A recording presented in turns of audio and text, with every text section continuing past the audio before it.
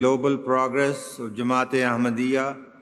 এখন ইউকের আমির বক্তৃতা করবেন। তার বক্তৃতার বিষয়বস্তু হল খেলাফতের তত্ত্বাবধানে জামাতে আহমদিয়ার বিশ্বাঙ্গনে উন্নতি। তিনি সবাইকে আসসালামু আলাইকুম বলছেন।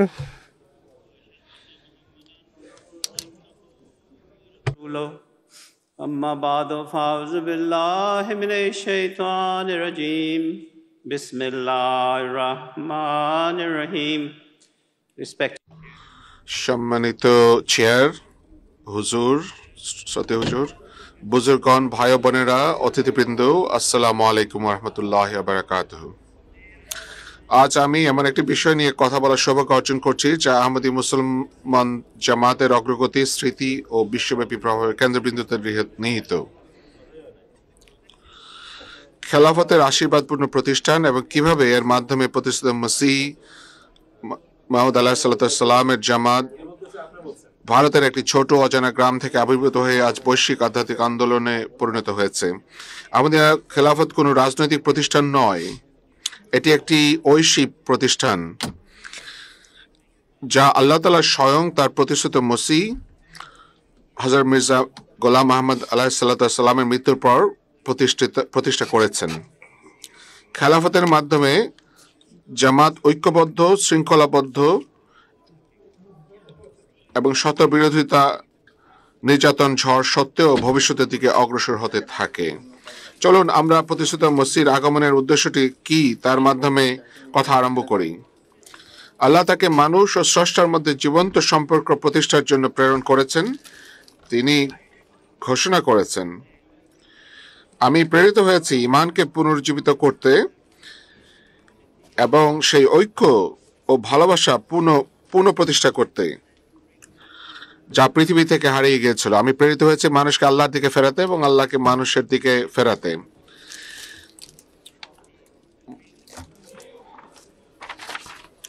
বিশ্ব শান্তি প্রতিষ্ঠা করা এবং পৃথিবীকে জীবন্ত আল্লাহর সাথে পরিচয় করিয়ে দেওয়ার লক্ষ্য নিয়ে অদ্যাবধি খেলাফতের ব্যবস্থার মাধ্যমে এই কাজ অব্যাহত রয়েছে।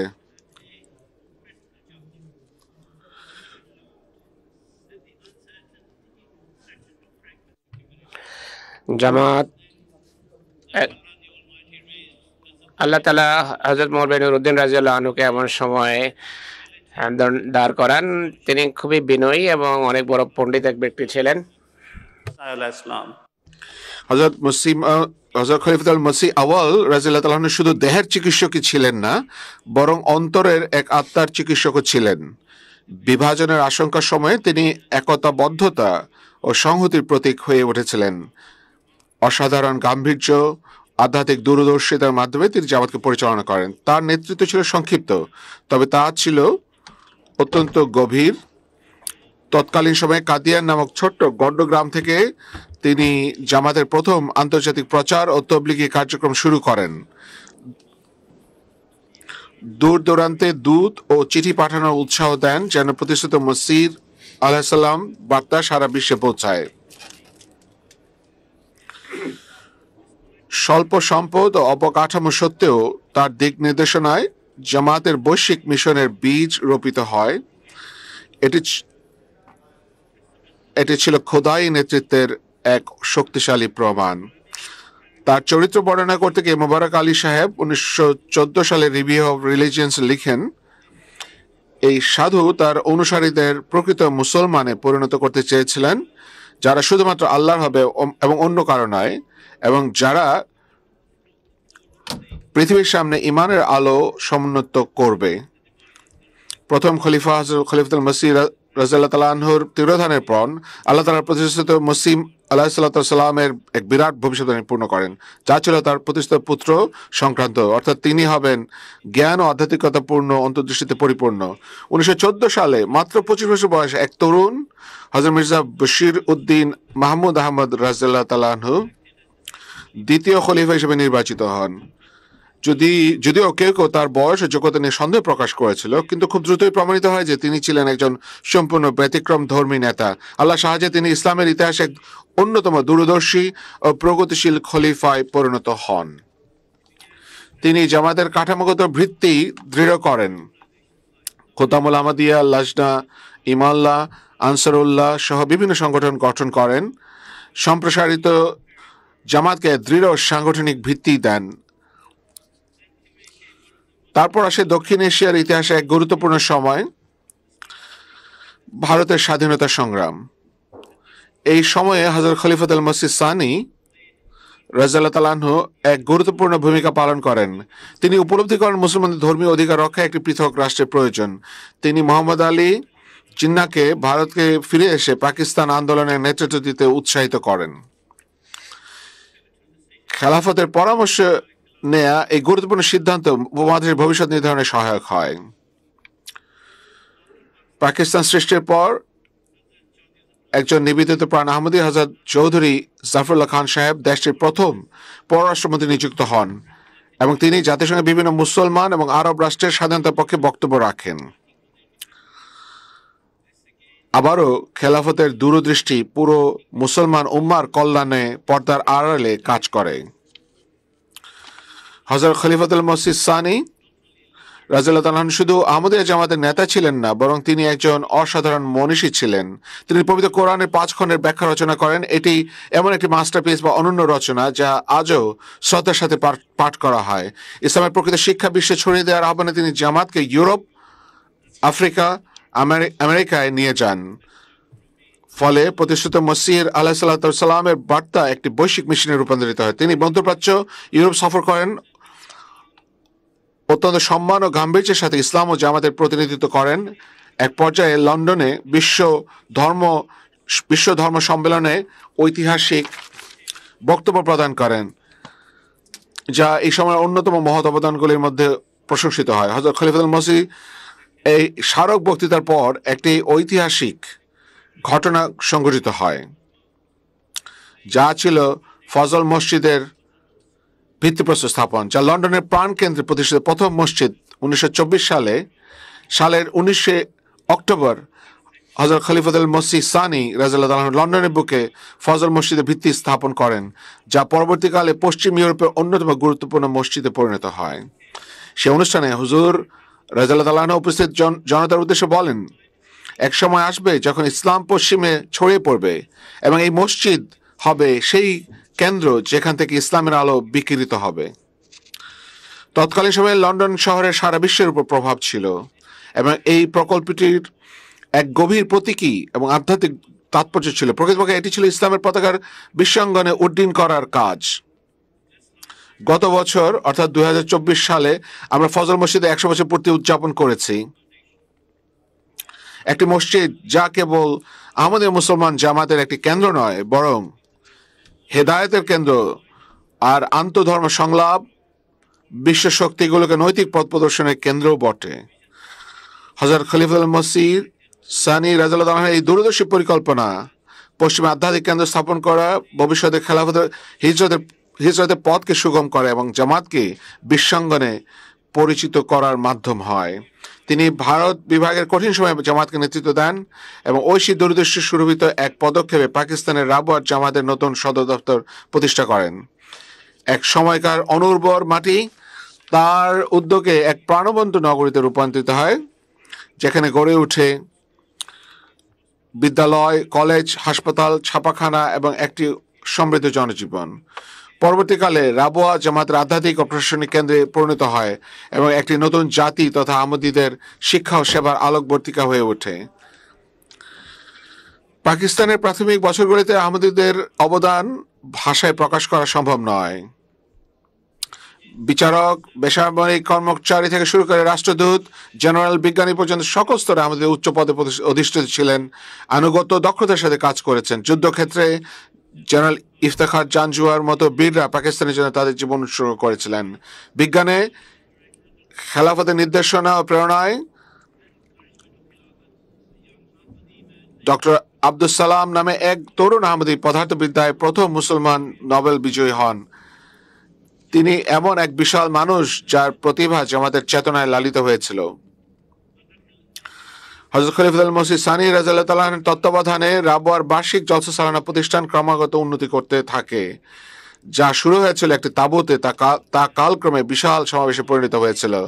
1983 সালে রাবওয়ার অনুষ্ঠিত শেষ জলসায় বিস্ময়করভাবে 2,75,000 মানুষ অংশগ্রহণ করেছিলেন, যা ঐক্য, নিষ্ঠা ও খেলাফতের আধ্যাত্মিক আকর্ষণের স্পষ্ট প্রমাণ।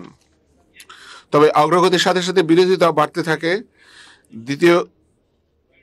দ্বিতীয় খলিফার সময়কালেও মুনির কমিশনের মাধ্যমে ঘোষণা করেছিল যে কে মুসলমান কে মুসলমান নয়, কোনো ধর্মীয় মোল্লা এই ফতোয়া দেওয়ার অধিকার রাখে না।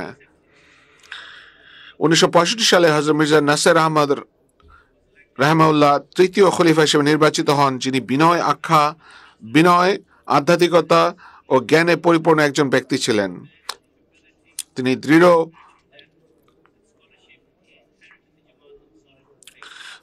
দৃঢ় ভিত্তির উপর প্রতিষ্ঠিত একটি জামাত উত্তরাধিকার সূত্রে পেয়েছিলেন, কিন্তু খুব দ্রুতই তিনি প্রবল বিরোধিতার মুখোমুখি হন। জুলফিকার আলী ভুট্টো সরকারের অধীনে চরমপন্থী আলেমদের রাজনৈতিক চাপ বৃদ্ধি পায়। 1974 সালে পাকিস্তানের জাতীয় পরিষদ আহমদীদের ধর্মীয় মর্যাদা নিয়ে একটি বিতর্কের আয়োজন করে এবং গভীর পক্ষপাতদুষ্ট অন্যায্য প্রক্রিয়ার মাধ্যমে জামাতকে সরকারিভাবে অমুসলমান ঘোষণা করে। হযরত খলিফাতুল মসিহ তৃতীয় খলিফা রাহমাহুল্লাহ গাম্ভীর্য দৃঢ় আধ্যাত্মিকতার সাথে এর মোকাবেলা করেন। তিনি জাতিকে সতর্ক করেন, বলেছিলেন, আপনারা যদি আজ আমাদের অমুসলমান ঘোষণা করেন তাহলে আগামীকাল আপনাদের চোখে কেউই মুসলমান থাকবে না। তার এই ভবিষ্যৎবাণী পরবর্তীকালে সত্য প্রমাণিত হয়। পাকিস্তানে সাম্প্রতিক বিভাজন দ্রুত বেড়ে যায়। এতদ সত্ত্বেও হুজুর রাহমাহুল্লাহ তার কাজের গতি অব্যাহত রাখেন। তিনি নুসরাত জাহান স্কিম চালু করেন, যার মাধ্যমে আফ্রিকার বিভিন্ন দেশে স্কুল, হাসপাতাল নির্মিত হয়, যা আজও মানব জীবনে ইতিবাচক পরিবর্তন ঘটিয়ে যাচ্ছে। তিনি স্পেনের বাশারত মসজিদের ভিত্তিপ্রস্তর স্থাপন করেন, যা ছিল 700 বছর পর স্পেনে নির্মিত প্রথম মসজিদ, যা মুসলমান সভ্যতার একসময়ের গৌরবময় ভূমিতে ইসলামের শান্তিপূর্ণ প্রত্যাবর্তনের প্রতীক। এবং তার খেলাফতের অধীনেই জামাত বিশ্বখ্যাত এই স্লোগান গ্রহণ করে, সারা পৃথিবীতে যা প্রচলিত, সকলের জন্য ভালোবাসা, কারোর জন্য ঘৃণা নয়। এ কেবল এক ফাঁকা বলি ছিল না, এটি ছিল আহমদী মুসলমান জামাতের জীবন্ত এক নীতি। তখনও ছিল। আজ আপনি বিশ্বের যেখানে যান না কেন এই বার্তাটি দেখতে পাবেন। এটি সম্ভাবনার এক দরজা খুলে দেয়, যা মানব হৃদয়কে কমল করেছে, বিভক্তি যুগে নৈতিক আলোকবর্তিকা করেছে। 1982 সালে হযরত খলিফাতুল মসিহ সালেহ রাহমাহুল্লাহ তার প্রবেশ সান্নিধ্যে চলে যান। ইন্না লিল্লাহি ওয়া ইন্না ইলাইহি রাজিউন। জামাত শোকাহত হয়, কিন্তু তারা এটাও জানতো যে খেলাফতের কাজ কখনো থামতে পারে না, থামবেও না।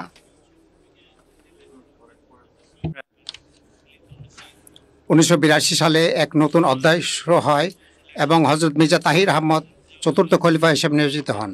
নির্বাচনের অল্প কিছুদিনের মধ্যেই পাকিস্তানের প্রেসিডেন্ট জিয়াউল হক অর্ডিন্যান্স নাম্বার 20 জারি করেন, যা আইনিভাবে পাকিস্তানে খিলাফতের এক কণ্ঠকে রোধ করে দেয়। এই নিপীড়নের জবাবে হুজুর রহমাল্লাহ এক গুরুত্বপূর্ণ সিদ্ধান্ত গ্রহণ করেন, যা ছিল তার লন্ডনে হিজরত। সেখানে 60 বছর আগে দ্বিতীয় খলিফা যে ফজল মসজিদের ভিত্তি স্থাপন করেছিলেন, সেটিকেই তখন আন্তর্জাতিক প্রধান কার্যালয় হিসেবে ঘোষণা করা হয়। জামাতে জীবনে এটি কোনো পিছু হটা ছিল না, বরং এটি ছিল খোদাই পরিকল্পনার এক অখণ্ড অংশ।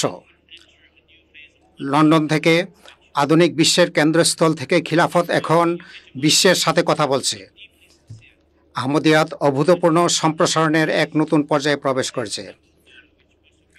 যখন হুজুর এখানে পৌঁছান তখন যুক্তরাজ্যের জামাত ছিল ছোট কিন্তু গভীরভাবে আন্তরিক। তার আগমনের পর প্রথম জলসা অনুষ্ঠিত হয় মাহমুদ হলে। শেষ দিনটি জলসা অনুষ্ঠিত হয় সাবভিটারি ক্রিয়েশনাল সেন্টারে, যেখানে হুজুর জলসার অনুষ্ঠানে ভাষণ দেন। যুক্তরাজ্যের সমগ্র জামাত, যার মধ্যে 1500 পুরুষ এবং 1500 মহিলা উপস্থিত ছিলেন, সেখানে এটি সেই সাদামাটা সূচনা যা এক শক্তিশালী পূর্বাভাস দিচ্ছিল যে সেখান থেকে বিশ্বব্যাপী এক নতুন মিশনের পুনঃপ্রতিষ্ঠা হতে চলেছে। হযরত খলিফাতুল মসিহ রাবে তাৎক্ষণিকভাবে যুক্তরাজ্যের জামাতের সম্ভাবনা উপলব্ধি করেছিলেন। তিনি তরুণদের প্রশিক্ষণের উপর মনোনিবেশ করেছিলেন এবং তাদের মধ্যে ইসলাম ও খিলাফতের জন্য প্রয়োজনীয় শৃঙ্খলা, জ্ঞান এবং অঙ্গীকার বিকাশ করেছিলেন।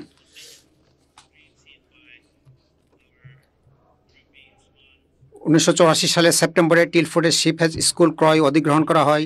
এই সিদ্ধান্তটি মিশনারি উসমান চৌ সাহেবের দেখা এক স্বপ্নের উপরে ভিত্তি করা হয়েছিল। তখন থেকে এটি জামাতের সকল কার্যকলাপের নতুন কেন্দ্র হয়ে ওঠে। যদিও লন্ডন মসজিদটি খলিফার বাসভবন, সেখান থেকে কার্যালয়টি বিশ্বব্যাপী আধ্যাত্মিক কেন্দ্র হিসেবে তখনও কাজ অব্যাহত রাখে। এই কেন্দ্র থেকে খুব সীমিত সম্পদ এবং সীমাহীন দৃঢ়তার সাথে জামাতের আন্তর্জাতিক কাজ পুনর্গঠিত এবং পুনঃসূচনা করা হয়েছিল। এই নতুন স্থানে অনুষ্ঠিত প্রথম দিকের জলসায় উপস্থিত ছিল খুবই কম ছিল। 85 সালে 4000 জন অংশগ্রহণ করেছিলেন, কিন্তু খিলাফতের যুগান্তকারী শক্তি এতটাই প্রবল ছিল যে অতি শীঘ্রই 25 একর জমিটি ছোট প্রমাণিত হয়, যার ফলে আরও অধিক জমি অধিগ্রহণ করতে হয়েছিল। অবশেষে জামাতকে জলসা সালানার ক্রমবর্ধমান উপস্থিতির জন্য 10 গুণ অধিক জমি অধিগ্রহণ করতে হয়েছিল। এই পবিত্র যুগে জামাতের শতবর্ষপূর্তি অনুষ্ঠান বিশ্বব্যাপী পালিত হয়েছিল, কিন্তু উদযাপনী মূল লক্ষ্য ছিল না, বরং এর পেছনে সুদূর প্রসারী কর্মপরিকল্পনা ছিল, যা ইসলাম আহমদিয়াতের পক্ষে অনুবাদ, প্রকাশনা, প্রচারের জন্য ব্যাপক কার্যক্রম শুরু হয়েছিল। হযরত খলিফাতুল মসিহ রাবে নিজে পবিত্র কোরআন অনুবাদ করেছিলেন এবং তিনি revelation, rationality, knowledge and truth এর মতো পাণ্ডিত্যপূর্ণ রচনা করেন। তিনি লিখেছিলেন এবং এর সাথে সাথে বিভিন্ন প্রচার ও মানবিক কার্যক্রম চালু করেছিলেন। এর মধ্যে সবচেয়ে উল্লেখযোগ্য ছিল হিউম্যানিটি ফার্স্টের উদ্বোধন।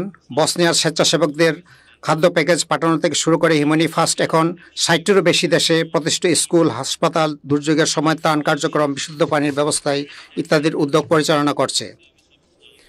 আরেকটি স্মরণীয় উদ্যোগ ছিল ওয়াকফে নও পরিকল্পনা, একটি আধ্যাত্মিক বিপ্লব যেখানে পিতামাতা তাদের অনাগত সন্তানদের ইসলামের সেবার উদ্দেশ্যে উৎসর্গ করেন। আজ লক্ষ লক্ষ ওয়াকিফিন বিশ্বজুড়ে। সবচেয়ে গুরুত্বপূর্ণ যুগান্তকারী সাফল্য ছিল মুসলিম টেলিভিশন আহমদিয়ার এমটি সূচনা,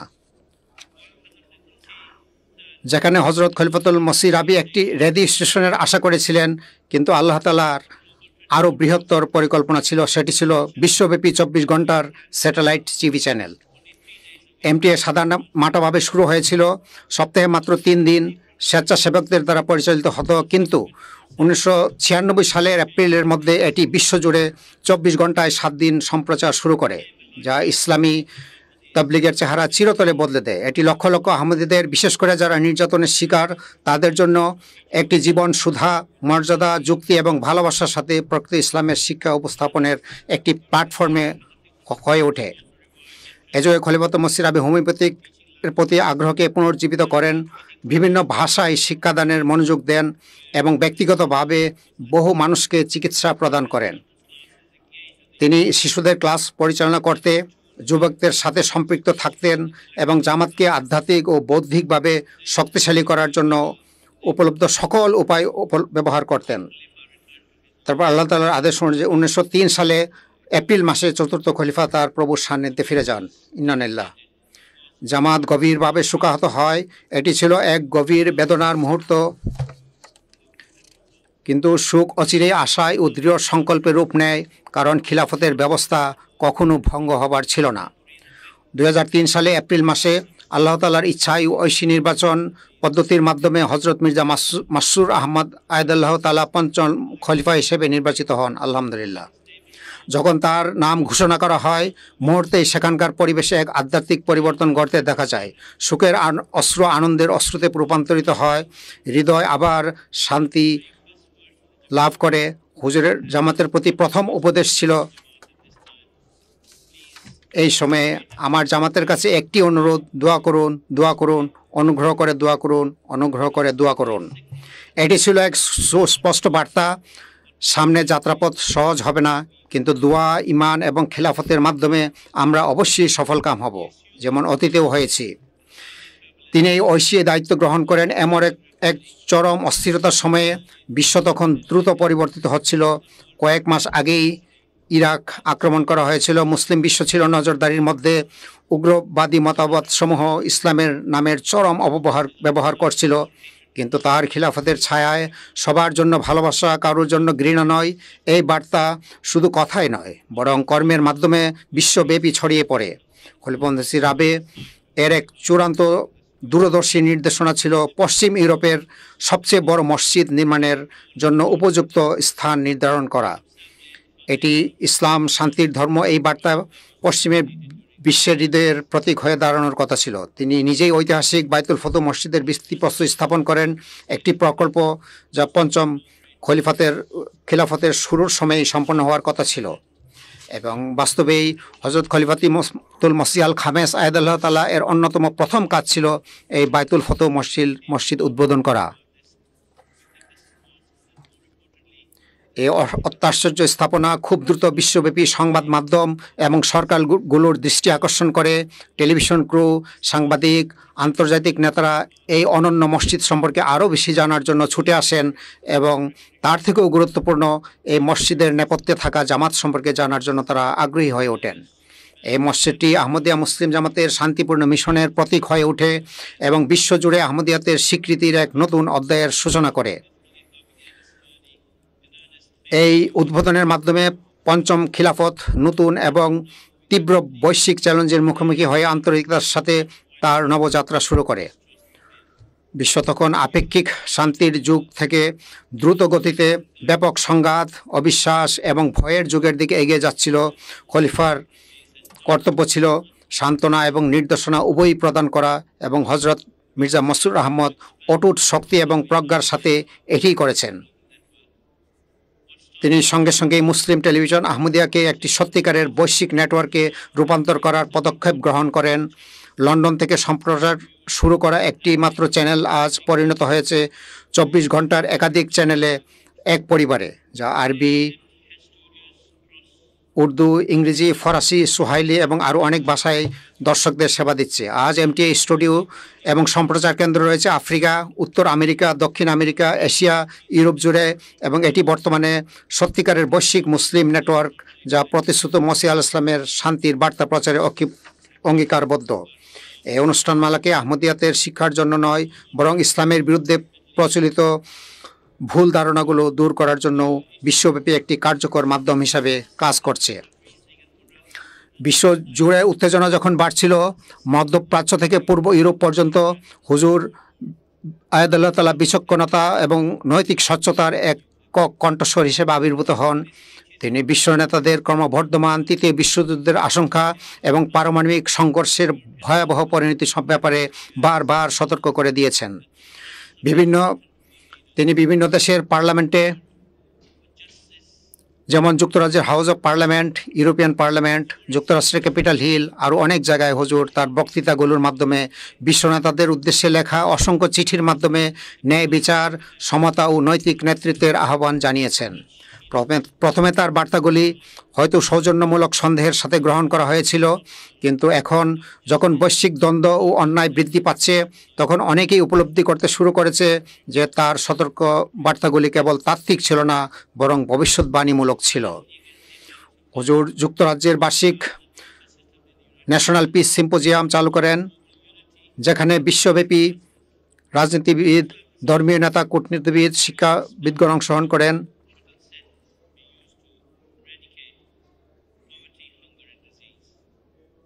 তিনি জোরের সঙ্গে বলেন, অস্ত্রের পেছনে ব্যয় করা $1 ট্রিলিয়ন অর্থ ক্ষুধা, দারিদ্র্য এবং রোগ নির্মূলের জন্য ব্যবহার করা উচিত। হিউম্যানিটি ফার্স্ট এখন একটি বৈশ্বিক এনজিও হিসেবে প্রতিষ্ঠিত হয়েছে, যা 65টি দেশের সক্রিয়ভাবে কাজ করছে। হুজুরের নির্দেশনায় এআই বিভিন্ন দেশের মানবিক প্রকল্প বাস্তবায়ন করছে। মডেল গ্রাম, হাসপাতাল, স্কুল, বিশুদ্ধ পানির প্রকল্প বিশ্বের সবচেয়ে দুর্গম এলাকায়ও প্রতিষ্ঠিত হয়েছে। প্রাকৃতিক দুর্যোগ হোক, যুদ্ধক্ষেত্রে যে কোনো মানবিক সংকটের সময় হিউম্যানিটি ফার্স্টের স্বেচ্ছাসেবকগণ সবার প্রথমে উপস্থিত হন এবং সবার শেষে বিদায় নেন। আজ জামাত বিশ্বব্যাপী মুসলমানদের একটি আদর্শ রূপে দেখা হয়, যেখানে বিশ্বাস এবং সেবা কিভাবে একে অপরের পরিপূরক হয়ে চলতে পারে তা প্রদর্শিত হচ্ছে। জামাত হুজুরের নেতৃত্বে জামিয়া আহমদিয়া প্রতিষ্ঠিত হয়েছে, যা ইসলামের প্রকৃত শিক্ষা প্রচারের জন্য প্রশিক্ষিত আলেম প্রস্তুত করছে। আফ্রিকা, ইউরোপ, এশিয়া, আমেরিকায় অসংখ্য মসজিদ নির্মাণ অব্যাহত রয়েছে তাদের প্রত্যেকটির রাজনৈতিক এবং বিভাজনের নয়, বরং শান্তি এবং প্রার্থনার প্রতীক হিসাবে দাঁড়িয়ে আছে। এমনকি বিশ্বের নেতারাও, যারা ভালোভাবেই জানেন যে কিছু সরকার আহমদীদের অমুসলিম ঘোষণা করেছে, তারা আজ প্রকাশ্যে বলছেন এই ইসলামই আমাদের দেখা দরকার ছিল, এটি ভালোবাসা, শিক্ষা এবং শান্তিপূর্ণ সহাবস্থানের ইসলাম। যদিও অমুসলমান ঘোষণা করার বিষয়টি ছিল কষ্টদায়ক এবং অন্যায়, তবু আজ আমরা দেখতে পাই যে এতে আল্লাহর এক বিশেষ স্বর্গীয় পরিকল্পনা নিহিত ছিল।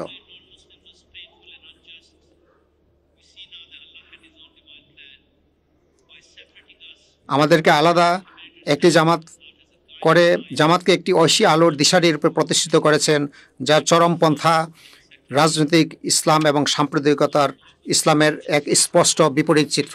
খিলাফতের অধীনে জামাত পরিণত হয়েছে এক বৈশ্বিক পরিবারে, যেখানে রয়েছে ধার্মিকতা, শৃঙ্খলা, সেবা এবং শান্তির এক অপূর্ব সমন্বয়। আমরা হয়ে উঠেছি এক জীবন্ত উদাহরণ কিভাবে একজন মুসলিম আচরণ করবে, জীবনযাপন করবে এবং সমাজে অবদান রাখবে। এই সবই হচ্ছে এক জীবন্ত খলিফার দিক নির্দেশনার মাধ্যম। যখন বিশ্বজুড়ে চলছে নির্যাতন, যেমন গাজায় চলমান মানবিক বিপর্যয়, তখন হুজুর আয়দুল্লাহ বারবার ন্যায় বিচারক ও দ্রুত শান্তি প্রতিষ্ঠার জন্য আহ্বান জানিয়েছেন। তিনি জামাতকে বলেছেন নিরীহ মানুষের জন্য গভীরভাবে দোয়া করতে, জাতীয় সংসদ এবং সকল আন্তর্জাতিক মঞ্চে কণ্ঠ উচ্চকিত করতে। আমাদের সকলেরই দায়িত্ব ন্যায় বিচারের পক্ষে আওয়াজ তোলা, নীরব থাকা আর কোনো বিকল্প নয়। প্রতিটি জুমার খুতবায় হুজুর দোয়া, শান্তি এবং বৈশ্বিক দায়িত্ববোধদের ডাক দিয়ে যাচ্ছেন। তিনি জামাতকে শুধু আধ্যাত্মিক খাদ্যই দিচ্ছেন না, বরং একই সময়ে তিনি বিশ্বকে দিচ্ছেন নৈতিক বৈশ্বিক নেতৃত্ব, যা খুব কম লোকই প্রদান করছে। প্রিয় ভাই বোনেরা, যখন এই পবিত্র জামাতের অসাধারণ যাত্রার দিকে ফিরে তাকাই, যা আল্লাহর পবিত্র প্রতিষ্ঠান খিলাফতের অধীনে চলছে, তা আমরা এমন এক ঘটনা প্রত্যক্ষ করি যা সত্যিকারভাবে বিস্ময়কর। এটি এক স্বর্গীয় প্রতিশ্রুতির বাস্তবায়ন, যা শুরু হয়েছিল 100 বছর বেশি সময় আগে কাদিয়ানের একটি ছোট্ট গ্রামে, যা আজ এক বৈশ্বিক আন্দোলনের রূপান্তরিত হয়েছে, যা ইসলামের শান্তির বার্তা পৌঁছে দিচ্ছে পৃথিবীর প্রতিটি মহাদেশে। আর এই রূপান্তরকে কেন্দ্রে রয়েছে খিলাফতের দিশারি আলো, যা নেতৃত্ব যা রাজনীতি এবং ক্ষমতার ফল নয়, বরং দোয়া, ত্যাগ এবং আল্লাহর নিযুক্তির ফল। খলিফাতুল মসিহ আল খামেস আয়দুল্লাহ তাআলার নেতৃত্বে আজ এই আলো পৌঁছে যাচ্ছে পৃথিবীর সবচেয়ে দূরবর্তী কোণায়। প্রতি বছর লক্ষ লক্ষ মানুষ ইসলামে, বিশেষ করে আহমদিয়াতে প্রবেশ করছে, যুগ খলিফার হাতে বয়াত গ্রহণ করে একজন মানুষের নিকট নয়, বরং সর্বশক্তিমান আল্লাহর নিকট আত্মসমর্পণ করছে। খেলাফতের এই আলো ক্রমশ উজ্জ্বলতর হয়ে উঠছে, মানব জাতিকে আবার ডেকে নিচ্ছে তাদের প্রভুর দিকে।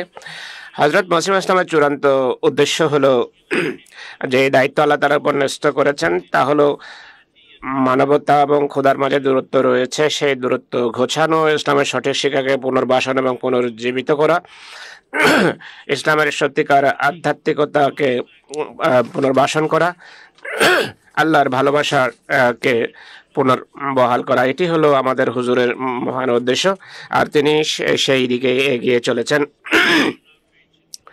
নতুন নতুন উদ্যোগ ও প্রচারের মাধ্যম তবলিগ কার্যক্রমের দ্বারা, যেমন review of religions, piece symposium, world religions conference এবং ডিজিটাল পৃথিবীর সাথে আধুনিক মাধ্যমে জামাত পৃথিবীর সাথে কথা বলছে। আমাদের যুবকরা আল্লাহ তাআলার ফজলে শান্তি, ঈমান ও যুক্তির দূত হিসাবে এগিয়ে চলেছে, কাজ করছে। এই সমস্ত উন্নতির সত্ত্বেও এই মিশনের প্রকৃত সাফল্য কেবল সংখ্যায় বা স্থাপনার ভিতর নিহিত নয়, বরং আমাদের প্রতিটি সদস্যের ব্যক্তিগত খোদা তাআলার সাথে সম্পর্কের উপর এটি নির্ভর করে। তাই প্রত্যেক জামাত সদস্যের নিজেকে প্রশ্ন করা উচিত, আমি কি আমার স্রষ্টার আরো নিকটতর হচ্ছি? আমি কি মসিহ ইসলামের লক্ষ্য পূরণ করছি? আমি কি কেবল কথা নয়, কাজে এবং ইবাদতের মাধ্যমে খেলাফতের নির্দেশনা অনুসরণ করছি? তো আমরা চলুন আজ অঙ্গীকার করি যে আমরা ধর্মকে জাগতিকতার উপর প্রাধান্য দেব। আমরা চেষ্টা করব যেন ইসলামের সৌন্দর্য প্রতিফলিত হয় আমাদের ঘরেও, আমাদের আচার আচরণেও, আর মানবতার সেবার মাঝেও। আর আমরা কখনো খেলাফতের যে আলোকে নিভতে দেব না, বরং তা প্রজন্ম পরম্পরায় এগিয়ে নিয়ে যাবো যতক্ষণ পর্যন্ত ইসলামের শিক্ষা প্রতিটি ঘরে প্রতিটি হৃদয়ে ঘর করে নেয়। আল্লাহ তাআলা আমাদের সবাইকে খেলাফতের সত্যিকার সেবক হিসাবে গড়ে তুলুন। আমরা যেন সবসময় এই ঐশী প্রতিষ্ঠানের ছায়ায় জীবনযাপন করি। আমরা যেন সেই সকল লোকদের অন্তর্ভুক্ত হই যারা হযরত মসিহ মাউদ আলাইহিস সালাতু ওয়াস সালামের ইসলামের পুনর্জাগরণ এবং পুনর্বাসনের ভবিষ্যৎবাণীর পূর্ণতায় অংশগ্রহণ করতে পারে, যারা ইসলামের পুনর্জাগরণে মানবজাতি ঐক্যবদ্ধ করতে পারে। আল্লাহ তাআলা আমাদের প্রিয় হুজুরকে সুস্বাস্থ্য এবং দীর্ঘজীবন দান করুন, যেন আমরা এই অসাধারণ প্রতিষ্ঠানের মাধ্যমে ঐশী যে কল্যাণ রাজি তা প্রত্যক্ষ করি।